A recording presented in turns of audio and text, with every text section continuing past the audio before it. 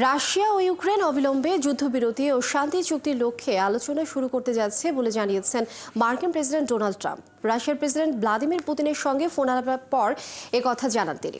আলোচনায় বসার ইঙ্গিত দিয়েছেন পুতিনও। তবে রুশ প্রেসিডেন্টের দপ্তর ক্রেমলিন জানিয়েছে প্রক্রিয়াটিতে আরও সময় প্রয়োজন। বিস্তারিত মনিরুজ্জামান প্রতিবেদনে। সিল্কোর সিল্ক অ্যান্ড শাইন, যাতে আছে আর্গান অয়েল ও ওট প্রোটিনের গুডনেস, যা আপনার চুলকে রাখে হেলদি অ্যান্ড শাইনিং। গত জানুয়ারিতে ক্ষমতায় বসার পর থেকেই রাশিয়া ইউক্রেন যুদ্ধ থামাতে তৎপর ডোনাল্ড ট্রাম্প। মার্কিন প্রতিনিধিরা আলাদাভাবে রাশিয়া ও ইউক্রেনের প্রতিনিধিদের সাথে বৈঠক করেছেন, তবে যুদ্ধবন্ধে কোনো সুরাহায় পৌঁছাতে পারেনি কেউই। দুই দেশের শান্তি ফেরানোর প্রচেষ্টায় তাই আবারও রুশ প্রেসিডেন্ট পুতিনের সঙ্গে ফোনে কথা বলেছেন ট্রাম্প। পুতিনের সঙ্গে ফোনালাপের পর নিজের সামাজিক যোগাযোগ মাধ্যম ট্রুথ সোশ্যালে ট্রাম্প বলেন, যুদ্ধবিরতির শর্ত নিয়ে ইউক্রেন ও রাশিয়ার মধ্যে আলোচনা হবে।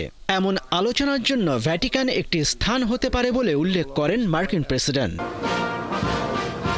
পরে হোয়াইট হাউসে এক সংবাদ সম্মেলনে ট্রাম্প বলেন, রুশ প্রেসিডেন্ট পুতিন এবং ইউক্রেনের প্রেসিডেন্ট জেলেনস্কি উভয়ই সমাধানের দিকে ঝুঁকছেন।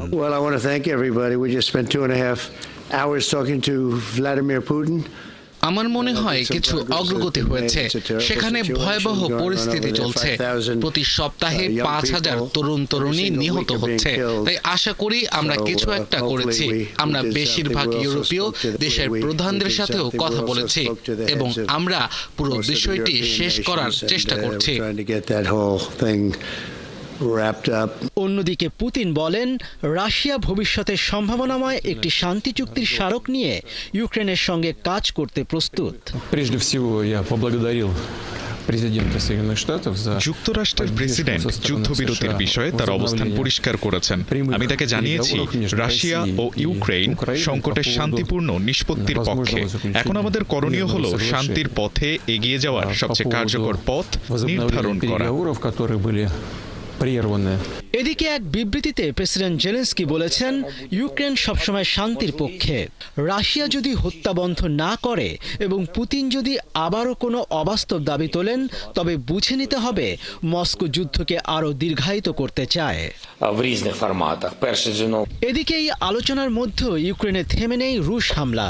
দক্ষিণ ইউক্রেনের খেরসনে পৃথক হামলায় 2 জন নিহত ও অনেক আহত হয়েছেন। একটি আবাসিক এলাকায় ড্রোন হামলায় এই হতাহতের ঘটনা ঘটে। মনিরুজ্জামান বাবু, 71।